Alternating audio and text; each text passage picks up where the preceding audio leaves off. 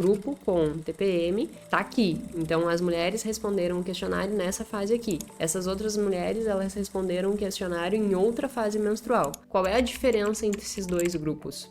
Ah, na semana que vem você estaria mais disposta a gastar $250? Tu ia dizer, não, sou super controlada. Não. E aí, quando tu pergunta, não, mas o que realmente aconteceu? É diferente. Porque daí tu vai olhar e dizer assim, puxa, na semana passada eu gastei mesmo.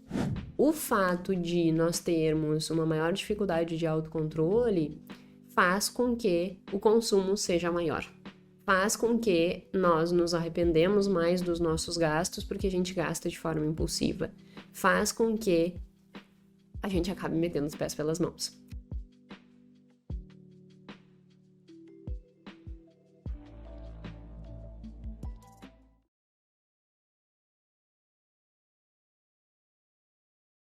Se você é mulher, provavelmente você já sentiu algum tipo de oscilação, do tipo assim, normalmente nos dias eu sou uma pessoa mais alegre, mais feliz, mais pra frente, tenho uma tendência a resolver problemas e em determinado momento do mês parece que tudo degringola, eu me sinto mal, eu me sinto irritada, eu me sinto com dor.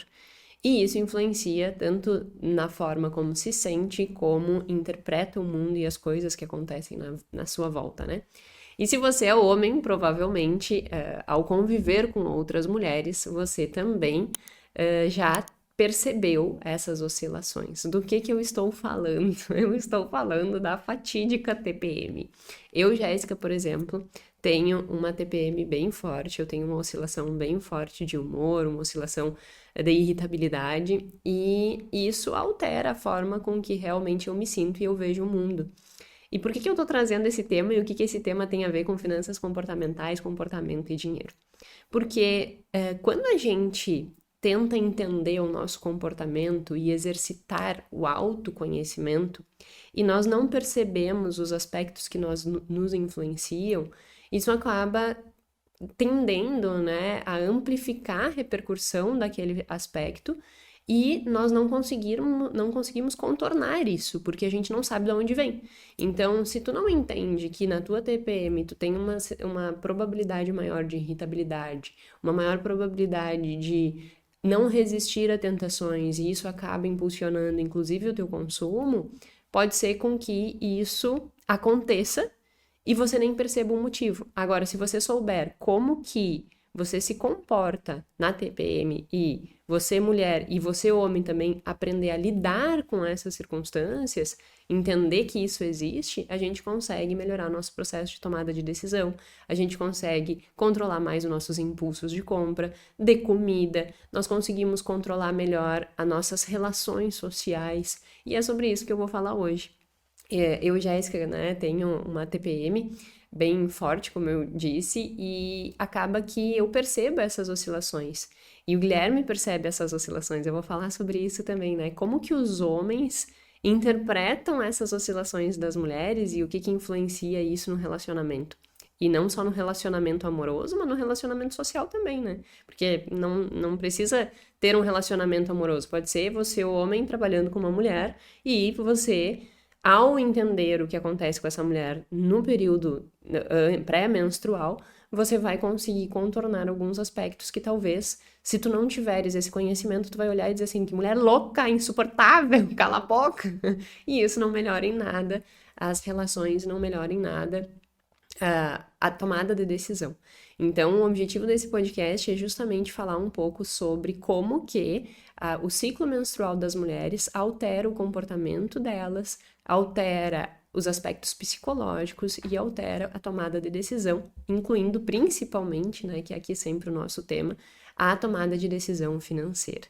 Eu estava dando mentoria essa semana e esse tema veio à tona, né? Me perguntaram, Jéssica, mas o que acontece quando a gente está na TPM que os impulsos são maiores? E aí eu disse, nossa, que tema rico para discutir, porque eu mesma percebo essas oscilações em mim.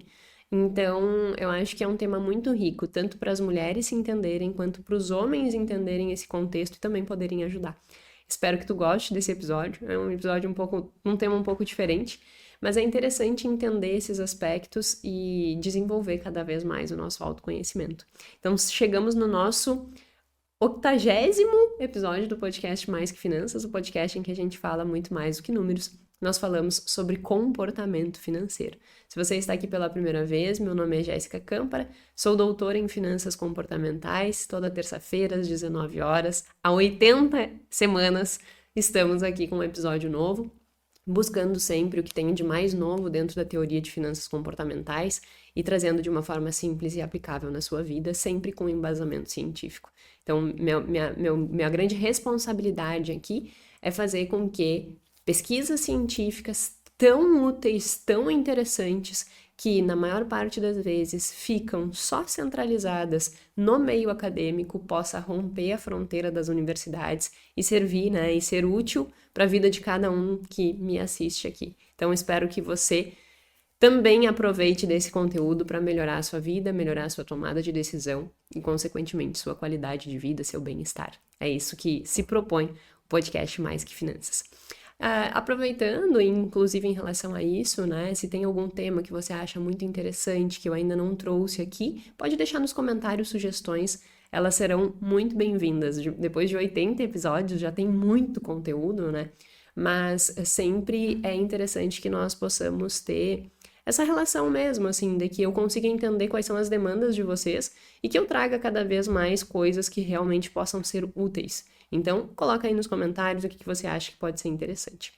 Enfim, sem mais delongas, vamos para o nosso roteiro do dia de hoje, né? O que a gente vai falar? Bom, primeiro eu vou explicar o que é a TPM, quais são os seus sintomas, o que acontece, inclusive do ponto de vista cerebral. É bem interessante. Eu não sou uma exímia entendedora de TPM, obviamente, né? Fisiologia, hormônios, enfim, não é a minha área. Mas tem como ter aí o mínimo de entendimento do que acontece com nós mulheres. Depois de entender o que acontece, né, quais são as mudanças e quais são as reações que nós temos dentro desse ciclo, entendendo esse ciclo, nós vamos compreender, tá, já entendi o que acontece, mas em relação ao dinheiro, qual é a repercussão? Será que eu gasto mais? Será que eu gasto menos? Será que isso gera conflito? Será que isso não gera conflito? Então, vamos entender a relação que as nossas decisões financeiras têm a depender do nosso momento, né, do nosso ciclo menstrual. E nessa parte também eu vou trazer um estudo sobre como que os homens veem as mulheres nessas fases, porque no momento que a gente entender a percepção de um e a percepção de outro, a gente consegue ir equilibrando e, como eu disse, melhorando os relacionamentos. Então, também eu vou trazer uma pesquisa que discutiu isso, que eu achei muito interessante. E, por fim, né, trazer soluções, porque não basta a gente entender os sintomas, entender o que acontece, entender o impacto que tem na nossa tomada de decisão financeira, mas nós não buscarmos soluções. Então, a gente vai concluir o episódio com soluções. Vamos partir, então, do que é a TPM e como que quais são os sintomas que elas geram na nossa vida. Bom, a primeira coisa que a gente tem que entender é que a mulher, ela sempre vai viver um ciclo menstrual, né? E esse ciclo, ele tem aí 28 dias. Do dia 1 ao dia 6, mais ou menos, deixei até anotadinho para não perder nenhum dos dias. Do dia 1 ao dia 6, mais ou menos, é quando a mulher tem sangramento, quando ela tem a menstruação, né? Aí ela vai passar por um período ali do dia 7 ao dia 10, preparando o útero do dia 17 do dia 11, desculpa, ao dia 17 desse ciclo, ela vai estar em período fértil, sendo o pico, né, do seu período fértil no 14º dia. 14 é ótimo, né? No 14º dia. Então, do primeiro dia da menstruação, depois termina a menstruação, o 14º é exatamente o teu momento em que tu tenha maior nível de fertilidade, digamos assim, o teu dia mais fértil. Passado esses dias, a gente vai andando e entra na fase lútea. Lútea? Acho que deve ser pronunciado assim. Meus entendimentos não são profundos, como eu disse, né? Mas, o que acontece? Quando a gente chega lá no dia 22 ao dia 28, que é bem o finzinho do ciclo, nós entramos na TPM. O que é a TPM? TPM, né? Atenção pré-menstrual. É quando existe ali uma preparação para o útero descamar, ou seja, o útero se preparou, fez toda a composição para que a gente pudesse gerir, né, um filho, Se tu não teve essa anidação, que é quando o óvulo e o espermatozoide se juntam e depois a anidação é grudar na parede do útero, se isso não aconteceu, a parede do útero que estava preparada para essa anidação, ela vai descamar. Então, nessa fase, no dia 22 ao dia 28, é quando, na teoria, teu útero, ele estaria ali, né, pronto para receber, quando ele começa a descamar no primeiro dia da menstruação. E aí, nessa fase, é a TPM, que é essa tensão pré-menstrual, que atinge seu pico 2 dias antes da menstruação. Então, vai pegar ali no dia 27 e 28 do ciclo, né? 26, 27, 28, mas principalmente 27 e 28 é o pico da TPM. São 2 dias antes de menstruar. A mulher vai ter grandes oscilações no seu psicológico, grandes oscilações na forma com que vê o mundo, nas suas reações fisiológicas também. E isso altera, obviamente, a forma como nós nos relacionamos, como nós tomamos decisões, como nós compramos, como nós comemos. Tem vários estudos que mostram isso também. E isso faz com que a gente entenda que há reações que a gente precisa se atentar a elas. O DSM, né, que é o nosso Manual Estatístico Diagnóstico, o que é isso? Ele coloca lá quais são todos os aspectos que sinalizam que tu tem aquilo. Então, o que o DSM nos traz em relação à TPM? Qual mulher apresenta TPM? Quais são os sintomas que dizem assim, não, esta mulher tem TPM? São vários sintomas, tá? Eu vou trazer aqui os principais. Os principais são o seguinte: inchaço, distúrbio do sono, sensibilidade mamária, irritabilidade, alteração de apetite, alteração de humor, dores, falta de concentração, ansiedade, tensão, depressão, dor de cabeça, dor nas costas, diminuição do interesse, ganho de peso, retração social, sensação de descontrole e impulsividade. Todos esses aspectos são indicados pelo DSM como sintomas da TPM. Mulheres que apresentam esses sintomas, elas podem ser diagnosticadas com TPM, tensão pré-menstrual.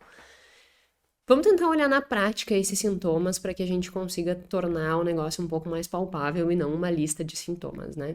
Eu, Jéssica, como eu já disse, tenho uma TPM bem forte. O que acontece comigo? E eu quero que tu perceba se acontece contigo se você for mulher, ou se você for homem, se acontece com as mulheres que você convive, para que você consiga entender isso, sabe? Porque às vezes o que eu percebo é um monte de homem que acha que isso é uma baita bobagem e aí não leva a sério esses períodos e isso gera muito conflito, porque o homem não sabe lidar com aquilo ali.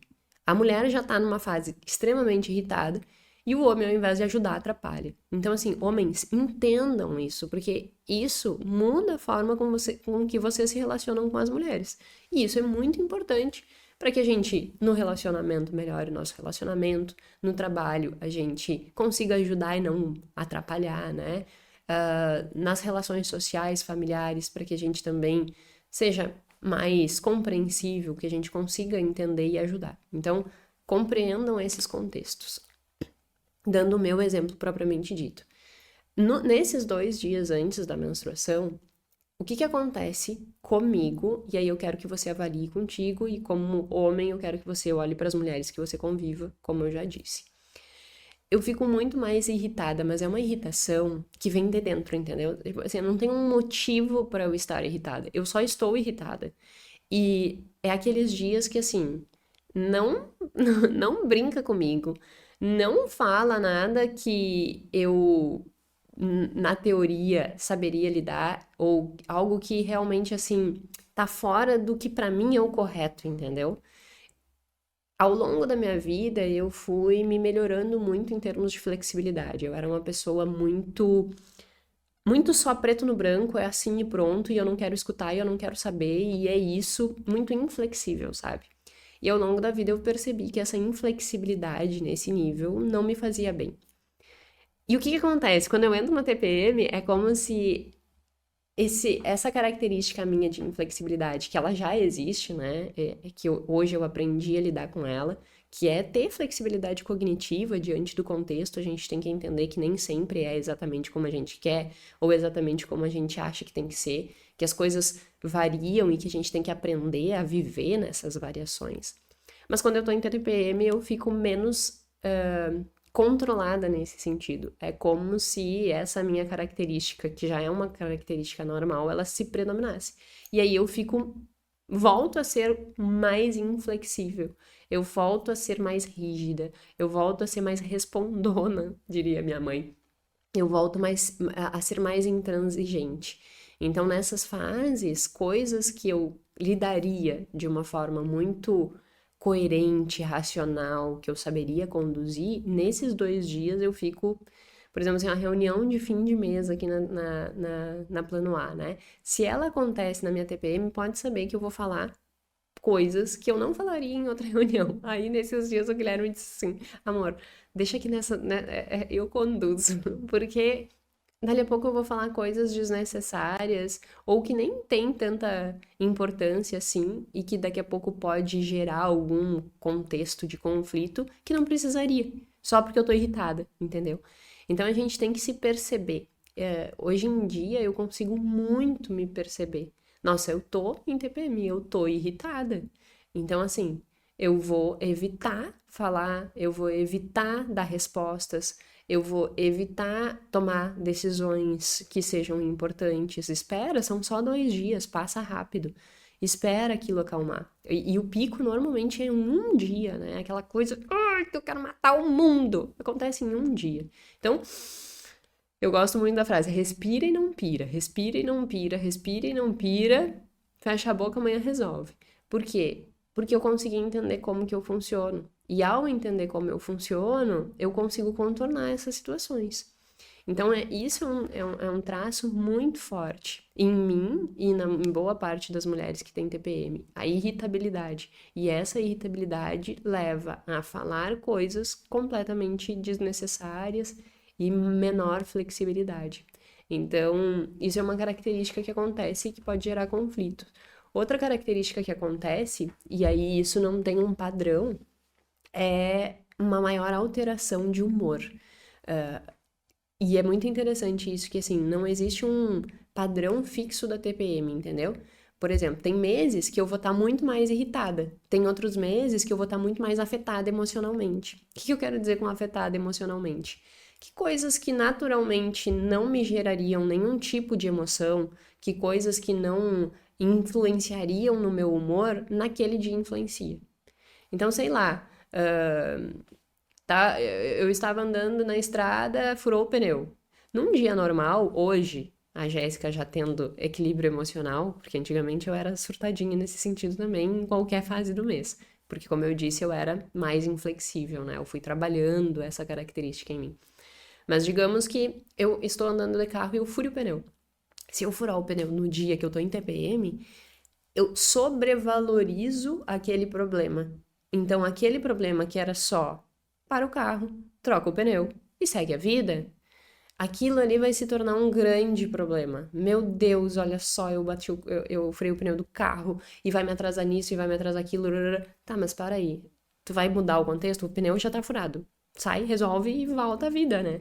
E eu percebo que quando eu estou em TPM, a minha capacidade de lidar racionalmente com essas situações é menor. Então, essa alteração de humor, ela acontece. E essa alteração de humor não é, na maior parte das vezes, uma ampliação da excitação, no sentido de mais euforia, mais feliz, mais. Não. Fortalece dentro de cada um percepções negativas, percepções pessimistas. Tanto é que é na TPM que volta e meia eu falo umas coisas pro Guilherme que não tem nada a ver, que não, sério, assim, tipo, que não faz sentido. Mas eu estando na TPM, eu sobrevalorizo coisas ruins e desconsidero muito das coisas boas. E aí, hoje em dia, depois de 18 anos, ele me olha e diz assim: amor, deixar essa conversa pra depois, tu tá na TPM. E a gente consegue se entender muito bem assim, sabe? Porque existe essa alteração de humor. Então, tu perceber essa alteração de humor é muito importante, porque tu vai ter uma alteração de humor E essa alteração de humor, ela vai estar com um peso maior nas coisas negativas. E isso foi comprovado, inclusive, do ponto de vista biológico. Olha que interessante. Eles fizeram uma avaliação com mulheres no ciclo menstrual e tentaram mapear que alterações no cérebro aconteciam. E eles conseguiram identificar que numa área específica do nosso córtex órbito-frontal, que é aqui em cima, eu já falei várias vezes dessa área aqui, que é aqui em cima dos nossos olhos, né? É uma área muito envolvida com atribuição de valor e essa regulação, né, entre a emoção e que é a atribuição de valor vinda do aprendizado e a racionalidade. Então, é uma área que ela está sempre fazendo escolhas, né? Ela está sempre direcionando para que lado você vai, ela está sempre atribuindo valor. E o que acontece é que a área específica dentro do córtex órbito frontal, que está relacionado com o afeto negativo, ou seja, esses sentimentos de raiva, de tristeza, de emoções ruins, ela fica mais ativa na TPM. Então é como se o teu cérebro sinalizasse que estamos quase que em perigo e precisamos nos proteger, sabe? E essa área, né, uma área dentro do córtex pré-frontal, dentro do córtex órbito frontal, que é essa atribuição de valor, ela atribui maior valor a coisas negativas. E isso é muito interessante da gente entender. Por quê? Porque a gente pensa às vezes assim, não, mas para aí, se eu sei que isso acontece, é só me controlar, né? É só eu ter coerência em me controlar. E não é assim que funciona. É, como eu sempre digo, né? Se fosse tão simples assim, mudar comportamento, ninguém se endividava, ninguém comprava mais do que pode, ninguém se viciava em droga, não existiam vícios ruins, não existiam comportamentos disfuncionais, se fosse fácil corrigir os comportamentos. Mas não é fácil corrigir os comportamentos, porque muitos dos comportamentos, e aí a TPM é um deles, né? Geram alterações. A TPM não é um comportamento, né? A TPM é algo que muda o comportamento. Mas o que eu quero dizer é que há fatores que nós não conseguimos controlar que influenciam o nosso comportamento. E que se nós não entendermos a influência desses aspectos no nosso comportamento, aí sim que a gente fica completamente de mãos atadas para conseguir resolver. Então nós temos que entender que a TPM, ela altera, inclusive, esses circuitos neurais. Vai ter uma maior ativação de uma área específica do teu córtex órbito frontal, responsável por valorizar os afetos negativos, sentimentos ruins, de uma forma mais intensa na TPM. Então vai acontecer isso naturalmente. Se você não souber disso, você vai estar mais suscetível a essa influência. E aí você vai gerar conflitos com o seu marido, por exemplo, que não faz o menor sentido. Que é só porque tu tá sobrevalorizando a coisa ruim. E você, homem, se você levar em consideração o que a mulher tá falando nessa época, você daqui a pouco vai também dar sequência numa briga que não tem sentido, que é só por causa de uma oscilação que está acontecendo naquele momento e que um dia vai passar. Então, eu acho muito importante, assim, nós termos esse cuidado. Eu, inclusive, não tinha me debruçado significativamente nos estudos, né, relacionados à TPM e à tomada de decisão.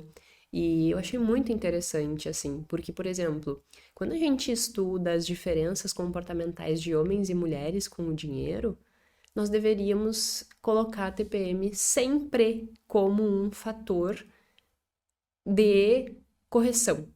Como assim? Se eu tô fazendo uma análise, né, de homens e mulheres, por exemplo, tolerância ao risco. Homens são mais tolerantes ao risco do que mulheres. Isso é unânime em todas as pesquisas. Outra coisa, homens, eles têm maior alfabetização financeira do que as mulheres. Além disso, homens têm menor sensibilidade emocional ao dinheiro do que as mulheres. O que isso significa? Qualquer problema financeiro que tenha, a mulher ela é muito mais suscetível a sentir emocionalmente isso do que o homem, embora o homem sinta bastante também. Além disso, as mulheres tendem a ser mais consumistas, impulsivas, compradoras compulsivas do que os homens. Algumas pesquisas comprovam, outras não, mas numa tendência geral, há um deslocamento um pouquinho maior para as mulheres, embora não seja unânime essa resposta. Os homens têm maior capacidade cognitiva do que as mulheres, ou seja, controle de impulsos, né? Essa capacidade cognitiva, que dentro das finanças comportamentais tem esse termo, capacidade cognitiva, ela não é o termo usado na neuropsicologia, por exemplo. Isso é uma coisa importante. Esses dias eu estava falando sobre isso com uma pessoa no direct.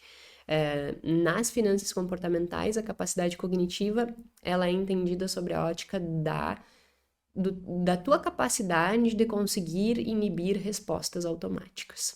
Então, tu entra no piloto automático. E a mulher, ela entra mais no piloto automático do que o homem. Enfim, tem todas essas diferenças. Mas daí, se a gente incorporar a variável TPM, será que se nós mapearmos o ciclo menstrual das mulheres, entendendo agora que há uma oscilação muito grande, será que isso não geraria alterações nesses resultados?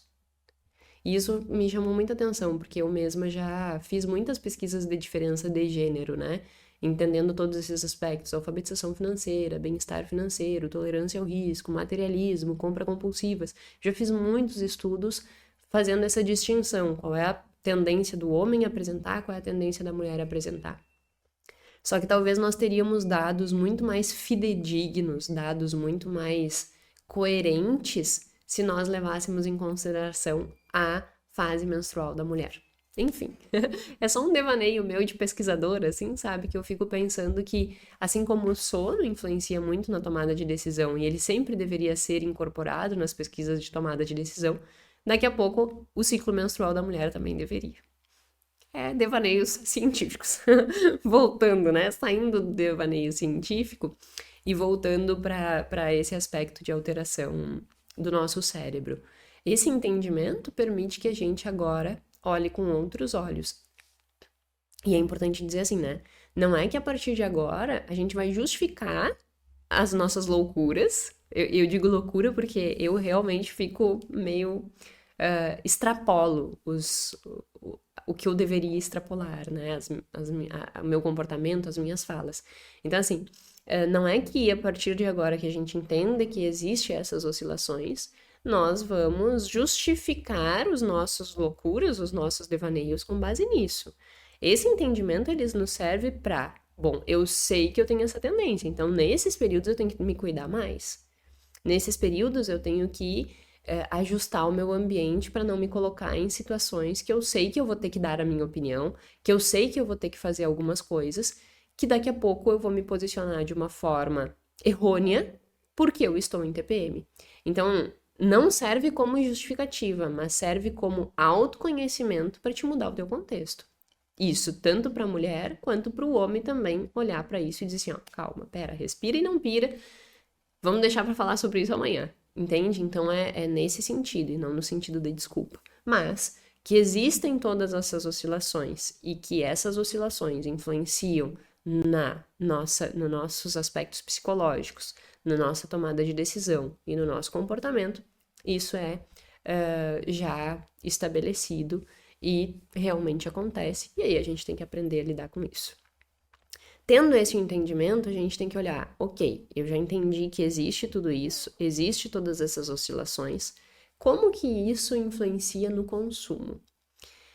No Brasil foi desenvolvido, eu vou trazer 2 estudos, um mais robusto e este que também foi desenvolvido aqui no Brasil, que ele teve resultados não significativos. O que acontece? Foi feito um estudo no Brasil, o número de mulheres, deixa eu pegar o número exato aqui de mulheres, foram 512 mulheres no total, mas daí eles limparam a amostra, ficou 405 mulheres no total. Eles perguntaram, né, via questionário, qual tinha sido o primeiro dia da menstruação. E isso eu acho uma coisa complicada, porque se tu me perguntares hoje qual foi o meu primeiro dia da última menstruação, eu não vou ter certeza para te falar, sabe? E acho que é difícil as mulheres terem exatidão, assim, nossa, foi no dia 2 de não sei quando, sabe? É muito difícil, eu pelo menos que não fico, né, registrando, daqui a pouco uma ideia é registrar, pra gente conseguir mapear direitinho as emoções. Fica aí a sugestão pra ti e pra mim, inclusive, né? Mas eu não fico registrando. Então hoje eu não teria certeza pra dizer, sabe? Qual é o dia exato. E aí, dentro disso, eu acho que essas mulheres também têm essa dificuldade. Eu acho que isso pode ser uma limitação da pesquisa quando a gente pergunta qual foi o último dia e não exatamente mapeia o último dia, né? Então eu acho que isso pode ser um problema. Dito isso, né? Dito que pode ser um problema metodológico a pergunta, vamos ao que o estudo fez. Ele fez essa pergunta e, além dessa pergunta, ele avaliou aspectos como impulsividade, arrependimento e disposição de pagar. Ele fez algumas simulações, né? Tal bem por tantos reais, qual seria a tua probabilidade de querer comprar? Sendo que tu ganhou um dinheiro extra. Então, ele avaliava isso. E depois, né, de toda a coleta do dado, ele não conseguiu achar resultados significativos. O que é isso dentro da pesquisa? É quando tu pega um dado, por exemplo, arrependimento, que foi das variáveis que ele usou, e cruza com o período menstrual e a TPM propriamente dita, né? Então é como se ele subdividisse em grupos, assim, o grupo com TPM tá aqui. Então, as mulheres responderam o questionário nessa fase aqui. Essas outras mulheres, elas responderam o questionário em outra fase menstrual. Qual é a diferença entre esses dois grupos? Será que as mulheres que estavam na fase da TPM, elas mostraram maior arrependimento do que as mulheres que não estavam na fase da TPM? E aí, o que eles mostraram nesse estudo é que não havia diferença. Ou seja, o nível de arrependimento dos dois grupos era idêntico, não tinha diferença significativa, né? Que tu olha e diga assim, não, a média de um grupo de TPM de arrependimento é 5 e a média do outro grupo é 2. Então, existe uma diferença muito grande entre esses grupos. Nesse caso, ele não conseguiu identificar essa diferença. Eu julgo que pode ser pela amostra, pode ser por variação, né, essa variação, essa dificuldade da mensuração da data de que realmente existia ali naquele período uma TPM. Então, acho que isso são limitações do estudo. Mas é para ver que tem, né, evidências de que há uma oscilação muito grande em relação ao nosso comportamento, às nossas emoções, tudo isso que a gente já falou. Mas talvez o impacto na compra não seja tão significativo assim. Esse estudo feito aqui no Brasil. Por outro lado, há estudos feitos no exterior e com uma robustez maior do ponto de vista metodológico, e eu não estou dizendo que todos os estudos no Brasil não tenham rigor metodológico, tá? Há muitos estudos que fazem exatamente essa pergunta. O estudo que foi feito nos Estados Unidos, que é o que eu vou falar aqui, ele também fez essa pergunta. Então, não é que, então a Jéssica tá querendo dizer que no Brasil a gente não tem rigor metodológico. Não tem nada a ver com isso, tá? Não, o problema do resultado não ter dado resultado também não significa que ele está errado. Isso é um ponto importante. O não resultado também é resultado. Só que, do ponto de vista do que nós entendemos de variações hormonais que acontecem, de variação no cérebro, como eu disse, há uma maior probabilidade de que esse resultado ele tenha que ser revisto. Esse é o ponto. Não é que ele esteja errado, mas talvez ele tenha que ser revisto. Dito isso, eu fui atrás de outros estudos, né, em outros lugares. E o que a gente tem é um outro estudo com uma amostra um pouco maior. Foi feita com 700 mulheres, mas aí sempre tem a limpeza dos dados, a gente acabou com 443, que não é muito mais do que as 405 mulheres do outro grupo, né? Mas, diferente desse outro estudo feito aqui no Brasil, que ele avaliou essas coisas de arrependimento e de probabilidade da pessoa querer ou não comprar, né? Essa que a gente de disposição de pagar, esse é o nome. Nesse outro estudo, eles avaliaram essa questão da compra de uma forma mais metodologicamente adequada ao ambiente real. E isso é muito importante do ponto de vista de pesquisa, porque uma coisa é tu responder um questionário e mostrar a tua disposição de pagar. Outra coisa é tu dizer o que realmente acontece. A gente chama isso de autorrelato, né? E a gente tem muitas limitações nas pesquisas quando nós usamos só autorrelato. O que é uma limitação, e a gente não nega que existe essa limitação, mas também não tem como fazer de uma forma diferente. Por exemplo, como é que tu vai mensurar satisfação de vida se tu não perguntar? É difícil, sabe?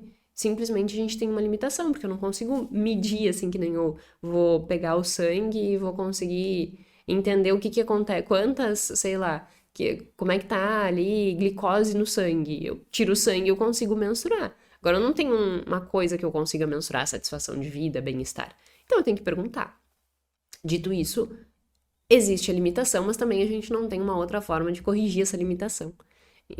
E aí a gente usa muito autorrelato nas pesquisas. Mas o que é interessante é que nessa pesquisa que foi desenvolvida lá, eles conseguiram também via autorrelato, mas não autorrelato que nem no estudo anterior de diante desse produto aqui, qual seria a tua disposição de pagar? Eles tentaram avaliar o que a gente chama de avaliação ecológica, né? Que tenta entender o real que aconteceu na vida, né? Que tem a gente diz uma robustez maior que ecológica porque está dentro da vida, dentro do dia a dia. E aí o que eles questionaram? Qual era a disposição das pessoas pagar ou como que foi o comportamento delas nos últimos 7 dias? Então elas não queriam saber se ela tinha disposição para pagar aquilo hoje. Ela queria saber, você pagou ontem? As perguntas eu até deixei aqui anotado, ó. Você gastou mais do que $25 na semana passada? Você gastou mais do que $250? Os seus gastos, eles ficaram fora do controle? Tu comprou algo que normalmente tu não compraria? Tu se arrependeu do que tu gastou?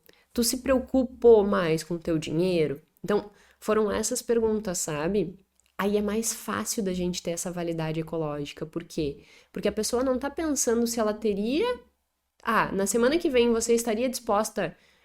Você estaria mais disposta a gastar $250? Tu ia dizer, não, sou super controlada. Não. E aí, quando tu pergunta, não, mas o que realmente aconteceu? É diferente. Porque daí tu vai olhar e dizer assim, puxa, na semana passada eu gastei mesmo. Na semana passada, eu realmente estava mais descontrolada. Pá, na semana passada, eu realmente passei do limite e gastei mais do que eu devia. Entende? Então é o que realmente aconteceu, não a tua expectativa do que vai acontecer. Porque sempre que nós estamos no que a gente chama de estado frio e quente, né? Quando nós estamos num estado frio, o que é um estado frio? Emocionalmente equilibrado. Quando eu tô respondendo um questionário, eu tô emocionalmente equilibrado. Aquele contexto, ele não tá influenciando nas minhas decisões. Então eu tô ok. Agora, no dia a dia, dependendo do contexto, tu pode estar num estado quente. Ou seja, tu pode estar num estado diante de várias tentações. E aí, num estado frio, tu olha e diz assim: diante de promoção eu me controlo. Mas num estado quente, que tu está realmente diante da promoção, tu não te controla. Então, quando a gente consegue fazer esse entendimento, né, de olhar para o que realmente aconteceu, nós temos uma maior capacidade de ser realmente fidedigno com o real e não com o imaginário. Porque com o imaginário, com o futuro, nós temos sempre uma tendência de distorcer exatamente por isso. Hoje eu estou fazendo uma avaliação num estado frio. Mas quando acontecer, eu posso estar num estado quente e aí eu posso não conseguir ter o controle que eu imaginei que eu teria, entendeu? Então é nesse aspecto que essa pesquisa ela se torna mais robusta, mais interessante, porque ela nos traz esse contexto real, o que que aconteceu.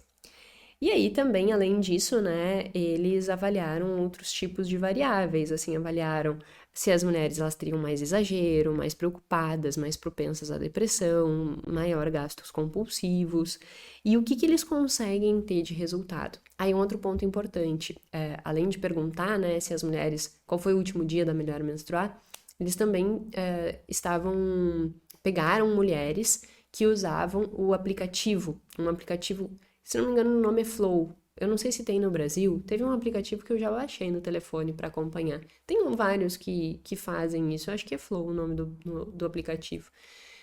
E aí ela registra ali qual é o ciclo menstrual dela. Então, o simples fato dela conseguir registrar, ela já sabe mais, com uma maior exatidão, né, com maior nível de exatidão, qual foi o último dia da menstruação dela. E isso dá uma segurança para que esse dado seja mais fidedigno do que o dado da pesquisa anterior. Então, isso também amplia a robustez desse resultado. Dito isso, né, mostrando que ele metodologicamente é mais robusto, o que o resultado nos traz? Que realmente em TPM as mulheres, elas são menos controladas, são mais impulsivas e planejam menos, elas têm mais consumo excessivo e elas sentem-se mais fora do controle. Então, comprovou-se, né, com toda essa estrutura metodológica, que sim, a TPM, além de nos trazer irritabilidade, além de nos trazer alteração de humor, além de nos trazer tudo que eu falei lá no início, o fato de nós termos uma maior dificuldade de autocontrole faz com que o consumo seja maior. Faz com que nós nos arrependemos mais dos nossos gastos porque a gente gasta de forma impulsiva. Faz com que a gente acabe metendo os pés pelas mãos. São todas as mulheres? Não. Mas há uma maior tendência de, nestas fases, acontecer uma maior oscilação em termos de tomada de decisão e isso leva a um maior consumo. Como eu disse, assim, se tu já tem uma predisposição a consumir maior, isso vai ser mais intenso na tua TPM. Eu, como eu estava dizendo, eu naturalmente era uma pessoa muito inflexível, fui trabalhando ao longo da minha vida em relação a isso. Só que o que acontece na TPM é como se essa minha característica ela aflorasse mais, entendeu? E eu tenho mais dificuldade de controlar essa minha característica na TPM. Se tu pega uma pessoa que naturalmente já tem uma maior predisposição ao consumo, vai acontecer a mesma coisa. Na TPM isso vai se aflorar. Em outro aspecto, também a TPM gera alterações. Há uma maior probabilidade da gente querer comer mais doce. O que acontece em TPM? Eu naturalmente já sou uma pessoa que gosta de comer doce. O que acontece na TPM? Eu tenho vontade de comer um leite condensado, sabe? É sempre assim, lá em casa, eu sou muito controlada do ponto de vista de alimentação, assim. Tipo, eu vou comer um chocolate, eu vou comer um quadradinho de chocolate. Eu vou comer qualquer coisa, assim. Eu como de tudo, mas eu como pouco. Nunca como muito. E na TPE e nos dias normais, eu não tenho muita vontade de, tipo, fazer um brigadeiro, sabe? E eu faço no micro, fica muito facinho de fazer. Eu ponho leite condensado, eu ponho o Nescau e eu coloco no micro e deixo ali uns 3 minutinhos e fica, ó, uma maravilha. O que acontece? Na TPM eu tenho mais vontade. Então, se tem leite condensado em casa, eu vou fazer. E nos outros dias faço o mês inteiro um leite condensado lá e eu não como. Na TPM eu como. Entende? Então é sempre assim, vai exacerbar uma característica que tu já tinha. E que tu vai, na TPM, ter menor capacidade de controle. E, quando a gente fala de consumo, tá aqui a evidência, num estudo extremamente robusto, um estudo extremamente controlado, de que realmente a TPM altera a forma com que nós lidamos com o nosso dinheiro. As mulheres, elas ficam muito mais propensas a gastar, muito mais propensas a não controlar, muito mais suscetíveis às tentações. Então, se tem uma promoção, ela vai ficar mais suscetível àquela tentação. E aí ela vai comprar coisas que, nas outras fases do mês, ela se controlaria. Se tu sabe disso, tu já vai conseguir te proteger. Se você, homem, já sabe que as mulheres têm uma tendência assim, e é a sua esposa, por exemplo, tu vai olhar pra ela e dizer assim, ó, respire e não pira, você está em TPM. Vamos deixar para decidir sobre se compramos ou não isso daqui 2 dias? Entende? E aí a gente começa a ter uma melhor tomada de decisão por causa do nível de consciência que vai se tendo. E nesse aspecto é interessante, né? Como é que os homens percebem as mulheres na TPM? E tem 2 características principais que os homens percebem. as mulheres, em primeiro lugar, 70% dos homens acham que as mulheres na TPM ficam com maior oscilação emocional. E segundo, que elas ficam mais irritadas. E a percepção deles é maior do que a nossa. Então, assim, até deixei anotados os dados, né? O homem, ele acha que as mulheres, elas ficam irritadas. 68% dos homens acham que as mulheres ficam mais irritadas. E as mulheres acham que 62% acham que elas ficam mais irritadas. Em relação à alteração do humor, né? Os homens acham que 70% das mulheres ficam... Não, 70% dos homens acham que as mulheres têm maior alteração de humor. E as mulheres têm uma proporção menor. Então, percebe que isso vai variando, né? Isso vai... os homens, eles percebem essas oscilações, assim, nossas. E, por vezes, eles também não estão sabendo lidar. Então, se os homens nos ajudarem, e ao nos ajudarem, ajudam eles também, né? Porque fica melhor um relacionamento, seja ele de trabalho, seja ele de qualquer outra coisa. Se a gente conseguir ter esse ambiente que favoreça, como o Gui faz comigo, amor, vamos deixar pra ter essa conversa depois. Ou toma aqui um docinho pra te ficar faceira. E eu digo, mas não, eu não podia comer. E tá tudo bem, come teu docinho aí.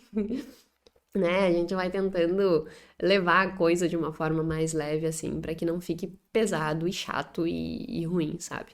Então, entendendo que nós mulheres entendendo, olha, os homens já vão estar na defensiva, porque eles nos acham mais emocionalmente alteradas e mais irritadas.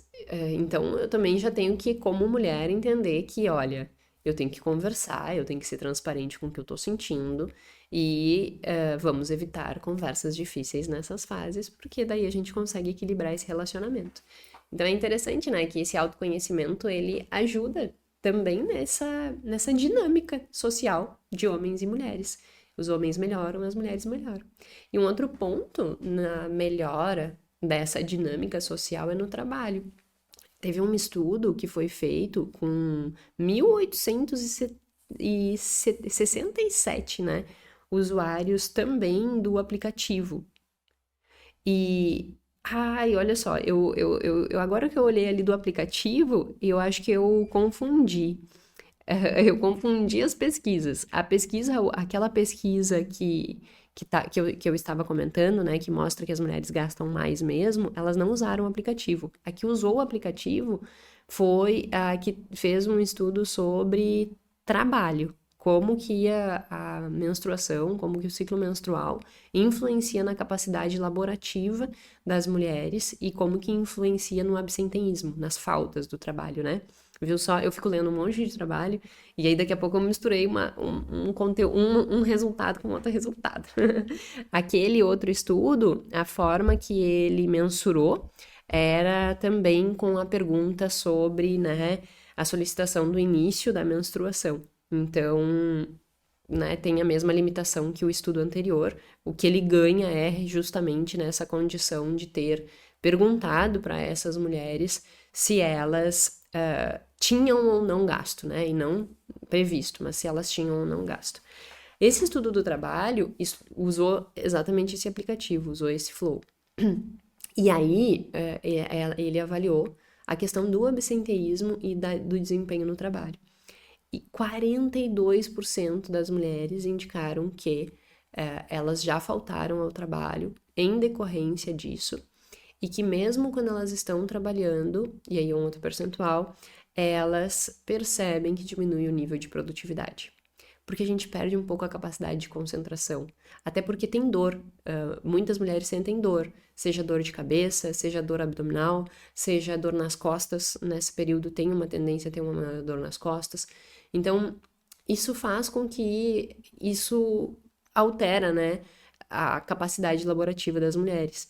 Então, também, né, esse entendimento, muitas vezes, dentro do trabalho, de que, olha, tô na TPM, não me faça muitas solicitações aí, vamos respirar, porque pode ser que eu esteja numa situação que eu não vou entregar o que tu tá me pedindo, então me pede daqui 2 dias, sabe? Assim, tipo, também ter esse nível de transparência, esse nível de entendimento, porque pode influenciar na capacidade laborativa, pode aumentar o nível de ausência, né, de absenteísmo.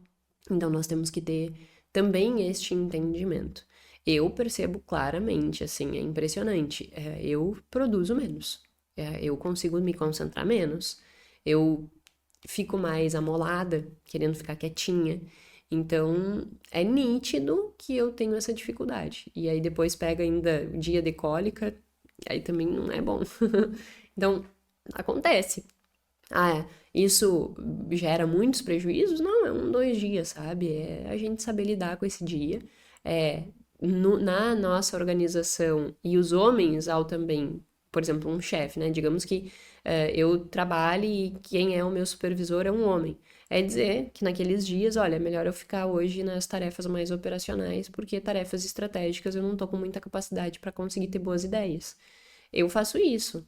Bom, se eu sei que eu tô na TPM, eu sei que eu não vou conseguir desenvolver, por exemplo, uma aula, eu não vou conseguir criar uma palestra, porque a minha capacidade de concentração e de raciocínio, ela ficou ali, não tá boa, eu não tô bem, né? Então, o que que eu faço? Serviço operacional. Eu vou cuidar do fluxo de caixa, que é só bater saldo do banco com o nosso controle financeiro. Eu vou montar coisas, né? Fazer coisas que sejam mais operacionais e que me exijam um menor nível de cognição nesse processo, atenção, esforço, enfim. E isso já melhora bastante. Então, organizar o dia a dia, né, na medida do possível, obviamente, para que a gente consiga ter situações aí que sejam mais favoráveis ao contexto que a gente está.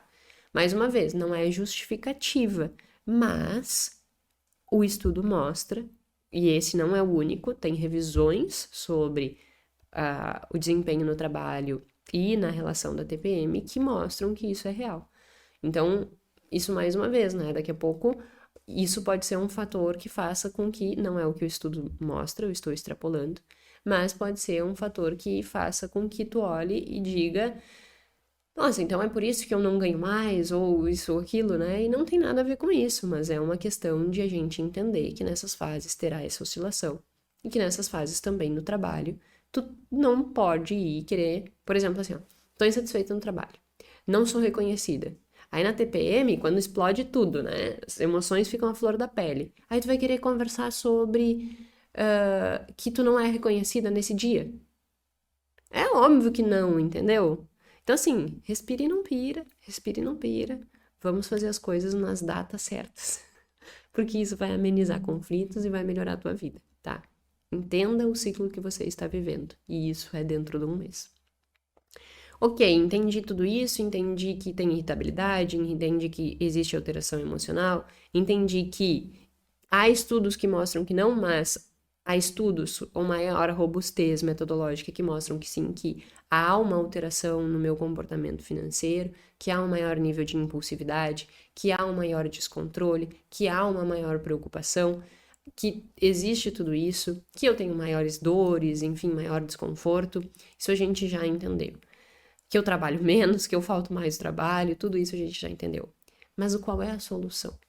Eu não quero entrar aqui em discussões de remédio. Eu mesmo já tomei anticoncepcional, não tomo mais. Acho que a gente tem pouco entendimento, e eu também tenho pouco entendimento sobre o assunto, por isso que eu não quero entrar nesse assunto. Mas eu acho que tem outras formas, né, de nós controlarmos, por exemplo, uma gravidez indesejada do que usar um antibiótico, eu ia dizer, do que usar um anticoncepcional que vai fazer toda uma alteração no nosso sistema hormonal. E hoje eu, Jéssica, vejo que não faz sentido eu tomar estes hormônios e gerar essas alterações, sabe? Não faz sentido pro estilo de vida que eu quero e que eu construí para mim. Então, eu não tomo há 4 anos anticoncepcional, porque realmente eu comecei a pesquisar, entender quais eram os contraindicações, né? E eu acho que não faz mais sentido para minha vida. E aí eu parei. Mas cada um, né, sabe de si. E eu não quero entrar nesses assuntos. Mas existem, né, evidências científicas nos mostrando que há caminhos para que a gente consiga controlar um pouco essas alterações de humor e tal, de uma forma muito saudável. E eu trouxe aqui 3 estudos muito interessantes sobre isso, que ele avaliou o impacto da yoga na TPM, o impacto de exercício aeróbico e o impacto da TCC, que é a teoria cognitiva comportamental. Não é um estudo, né? São 3 estudos separados, mas todos trouxeram uma robustez no sentido de todos trouxeram um nível de significância muito representativo da implementação dessas ações na TPM, reduzindo todos os sintomas da TPM ou os principais sintomas da TPM ao implementar isso. O estudo da yoga, por exemplo, ele pegou 2 grupos, né? Sempre assim, sempre quando a gente faz estudo experimental, a gente subdivide os grupos. Eu tenho que ter um grupo de controle, que não vai ser submetido a nenhum tipo de intervenção, e eu tenho que ter um grupo experimental, que é o grupo que eu realmente vou colocar ali a intervenção que eu quero testar. E aí eu tenho que comparar esses 2 grupos, como eu já expliquei aqui, né? Aquele grupo das mulheres que estavam em TPM e das mulheres que não estavam em TPM, a diferença delas. Aqui acontece da mesma forma. Eu tenho o grupo de controle, que não tem a intervenção, eu tenho o grupo experimental que tem a intervenção, depois eu comparo esses 2 grupos, se houver diferença entre eles, significa que a intervenção ela foi eficiente. Se não houver diferença entre eles, eles seguiram iguais, significa que aquilo ali não fez diferença nenhuma. Então, sempre a gente tem que fazer essas avaliações, né? Porque eu tenho que comparar uma coisa com outra coisa. E aí, o que eles fizeram? Pegaram, né, um grupo e submeteram a 10 semanas de yoga, 6 dias na semana, de 45 minutos. Então, existia toda uma aula, toda uma preparação, a pessoa ia lá e fazia todos os dias, quase, né, 6 dias na semana esse yoga. E o que eles conseguiram constatar? Que realmente há uma redução dos sintomas da TPM nesse grupo experimental, nesse grupo que fez yoga toda semana. Então, essas mulheres, né, elas apresentaram um menor nível de irritabilidade, um menor nível de alteração emocional, justamente por incorporar um exercício que é o yoga. Eles fizeram o mesmo tipo de teste com exercício aeróbico, e aí exercício aeróbico eles executaram, né, de uma forma de níveis de intensidade. Então, eles pegaram para um grupo intensidade baixa, pegaram para um outro grupo intensidade mediana e pegaram um outro grupo com intensidade máxima, assim, né? Eles ficam avaliando o nível de respiração, assim, o voo, é o nome, né? Eu acho que é voo que se fala. Também não... Ou é VO alguma coisa, não lembro exatamente. Mas eles fazem essa avaliação de nível de... a tua capacidade, assim, respiratória, né? Não só respiratória, mas a tua capacidade vascular também, às vezes, eles avaliam. E aí, o que eles conseguiram entender? Que o grupo submetido, esse grupo, ele também foi, ao invés de 10 semanas, o teste foi de 6 semanas e 45 dias também. Não, desculpa, 45 minutos também. E aí era 10 de aquecimento, 25 de caminhada ou corrida e mais 10 de relaxamento. O grupo que foi submetido à intensidade baixa não teve grandes diferenças. O grupo que teve uma intensidade média para alta, e o grupo que realmente teve alta, esses sim mostraram melhor resultado, melhor redução dos sintomas da TPM. Ou seja, qual é a sugestão? Faça exercício aeróbico, mas faça exercício aeróbico de alta intensidade. Isso já é mostrado, inclusive, para controle de depressão e ansiedade, né? Porque o que acontece? Quando eu tô fazendo um exercício físico de baixa intensidade, eu tenho tempo e espaço na minha cabeça para ficar ruminando sentimentos. Ficar aquela coisa de ficar pensando, né? Quando eu tô num exercício de alta intensidade, a minha única preocupação é a minha respiração. E é eu sobreviver. Tipo, eu preciso resistir a esse estímulo que está muito forte. E aí os estudos todos mostram que exercício aeróbico de alta intensidade é um baita tratamento para baixar a ansiedade. E aqui também mostra para baixar a TPM. Então, incorpore, né? Se tu tem um nível de TPM muito grande, incorpore um exercício aeróbico na tua vida que com certeza vai te ajudar. Ou, como eu já mostrei, um yoga. E por fim, mas não menos importante, tem um estudo que aplicou a TCC, que é a teoria cognitiva comportamental. Ela pegou exatamente o protocolo da teoria comportamental e aplicou. São 7 semanas e foram aplicadas 7 semanas com o objetivo justamente de minimizar esses aspectos relacionados à TPM, né? E ela usou todo a estrutura, né, dessas sessões, bem como o Aaron Beck, que é o precursor da teoria a teoria de a TCC, né, a teoria cognitiva comportamental.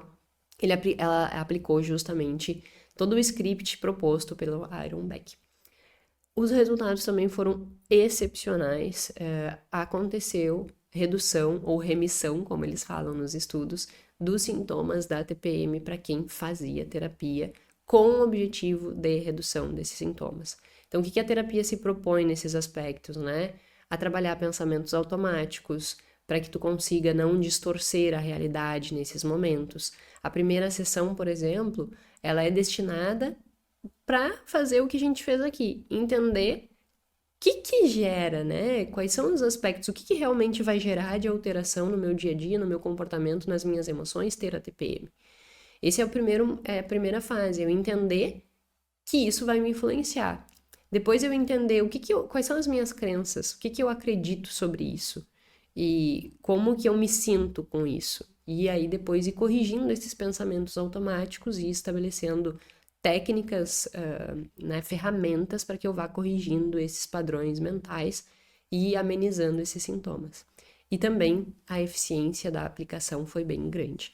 Então, assim, tanto yoga, quanto exercício aeróbico, quanto TCC, foram todos ditos como boas estratégias para minimizar a TPM. Então, você pode implementar aí na sua vida qualquer um deles. Se você já faz terapia, por exemplo, e nunca trouxe esse tema para a tua psicóloga, é dizer assim, ó, agora eu entendo que talvez todo mês que eu brigo com meu marido ou que eu respondo alguém virado no trabalho, é porque eu tava em TPM. Me ajuda a melhorar isso. Porque às vezes tu não traz esse tema, sabe? Tu não traz que isso te incomoda. E aí o psicólogo não sabe. Então tu tem que trazer aquilo que te incomoda. Só que sem ter a consciência de que aquilo incomoda e que aquilo altera a tua vida, tu não vai conseguir trazer o assunto. Agora você pode ter essa competência, né? Esse entendimento para trazer essa discussão à tona. Então leve. Se você não tem psicólogo, não tem condições hoje de fazer, vai pegar vídeo na internet, que tem yoga na internet de graça no YouTube, é só tu entrar e procurar.